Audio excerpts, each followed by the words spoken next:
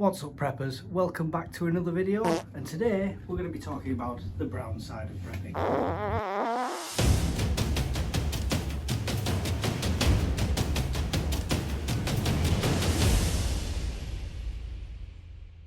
So in an SHTF situation, not many people talk about the feces side of things.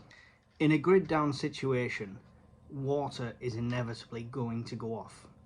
Some pumping stations have up to 6 to 12 hours of battery or backup generators to keep going, but at some point the water's going to be stopped being pumped and the water in your system's going to run out. Now this doesn't mean you have to start pooing outside immediately, but you can still flush your toilet using any excess water you've collected. Maybe if you're collecting rainwater, maybe if you're collecting and filtering water and it's the runoff from that, but you can flush your toilet by filling the cistern. Simply lift the head of the toilet, fill the water as the main supply usually would, and then flush. Please remember, when flushing your toilet manually like this, that do not use your water supply that you're going to rely on to drink. Okay, if you do not have an abundance of water, if you do not have water collection things that are going to be constantly there and available, like a river nearby, like you're in a place with heavy rains all the time so you can collect a lot of rainwater, then do not waste your potential drinking water just to flush the toilet. Simply start the outdoor procedure straight away. Now this will work for a certain amount of time, but the same pumping stations that give you water also help to take it away. And if everybody in your street, in your town, is using this toilet still, that backup is going to come very quick. Now when that comes back up, it's going to overflow in drains in the streets, it could overflow through your bathtub, through plugs, through the toilet, and you just don't want human waste around in that situation. It's not healthy, and it's probably going to be one of the things that kills a lot of people after a teotwawki event. Now you can take measures to seal this off yourself. You could do it very manually by throwing a lot of concrete powder down the drains or whatever you seem necessary, but there is also temporary solutions. Linked below is this item, which is like a ball pump that you put down your toilet or down your drain, your outside runoff drain outside, and you pump that up and it seals it. So that will stop a lot of comeback on that.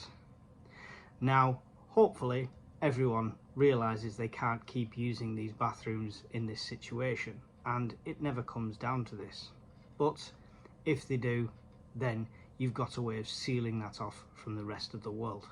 Now I have seen a lot of people in our community talking about camping toilets. Camping toilets are great until you've used them a few times. Just like portaloos. You've seen portaloos when they've got to the point where I'm not going in that portaloo. Now these are very short-term solutions. So if it was the case of fallout situation where there's fallout outside and you have to stay indoors for 2 to 5 days, having something like the camping toilet on hand with the correct bags to dispose of the waste could be handy if you just literally cannot leave your house for that reason. Also a good option, if you can get one, is composting toilets. Now if managed correctly, these are not only going to create that compost for you and create that resource, but also they don't emit the same sort of odours and smells as long as it's used and managed correctly. However, where possible, you definitely want to make some sort of long-term plan with regards to disposing of human waste or reusing it. Now it's a good idea if you have got the space outside to build an outdoor toilet or just to dig a giant hole or some sort of collection chamber for the toileting, and something that you can cover with twigs, sticks, leaves, lime if you've got it, anything like that to take the smell away. You can put a bit of diesel into a barrel, and when you excrete in there, the diesel will stop it from being horrible and it won't smell as bad. It'll smell like diesel. We've used outhouses in many countries all over the world for hundreds of years before we've had the luxury of an indoor toilet. So it is very possible. Now, if you want to reuse that poo, The trick is, and yes, we know it's difficult and we know it's a trick, is to only collect feces in one chamber and urine dispose of elsewhere. You want to make sure this is nowhere near any water supplies, any fresh water supplies or anything like that. You can bury the pit once it gets up to a certain level and dig a new one. Now, if it's just feces, that will become like compost. That's no problem, that'll get absorbed. It's worth noting that dried human feces has high phosphorus, potassium and micronutrients in it, which provides essential plant nutrients and organic matter, which contributes to building soil structure and preventing erosion. So you're literally pooping out Miracle-Gro, so don't waste it. Urine itself can be good fertilizer if it's spread around, not all concentrated in one place. So it's worth collecting this and either disposing of it separately away from any sort of water source, or using it for that very purpose. The list of diseases you can contract from handling or mishandling human waste is endless, so it is very important that this is a big aspect of your prepping. And remember, when the shit hits the fan, don't waste it. That could help grow your next meal. I shouldn't have to tell you this bit, but then again, we didn't think we needed telling of the government at one point, but yet I would still see people at the cinemas, naming no names, going to the toilet and then leaving without washing their hands, and then in front of me, 3 rows in front, eating popcorn with the same hands. Yes, I know. And this was at the height of a moment in our history where everyone should have been washing their hands and singing happy birthday 37 times or whatever it was. Cleanliness is next to godliness, as they say, but make sure all of your stations, everywhere that you're going to dispose of waste, everywhere that you're going to handle waste, everywhere that you're going to use the toilet, you have sanitation.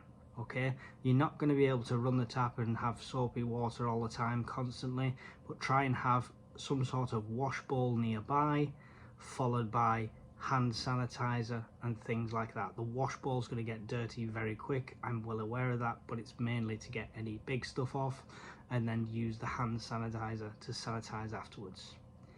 Cleaning supplies is something we're going to look at very soon as part of our preps.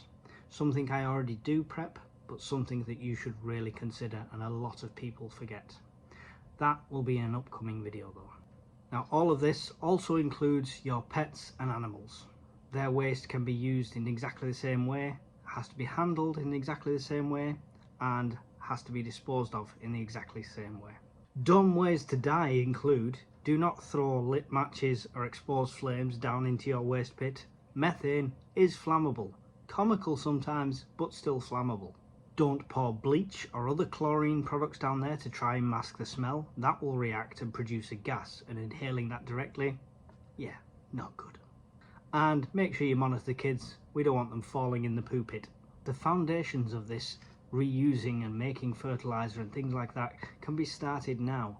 Not going digging through your toilet and doing it with your own feces now, unless you really wanted to and you're enjoying that off-grid Bear Grylls lifestyle, then fine. But what I'm saying is, the waste service is not going to be there to take away your rubbish, your normal household rubbish. So this is key now that we start practicing good habits for if this situation comes along.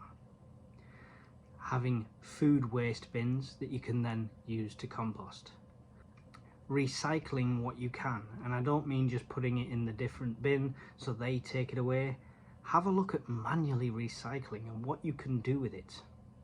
Taking torn up bits of plastic and stuffing a milk container with them till it's absolutely jam-packed makes an eco brick that you can then use to build something.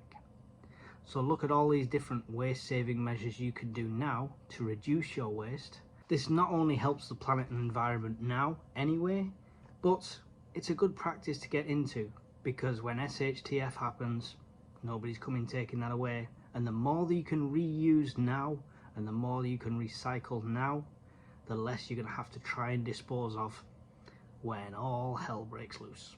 I think that pretty much covers it. So that's our poo conversation. I know, bit of a shitty topic. Yes, I know, toilet humour. I'm sorry, I'm here all week. Thanks for watching the video, guys. If you made it this far, don't forget to hit like and subscribe if you're not already subscribed. Loads of videos coming soon. Thank you to all the donators and members of the channel who help us to keep going. See you in the next one.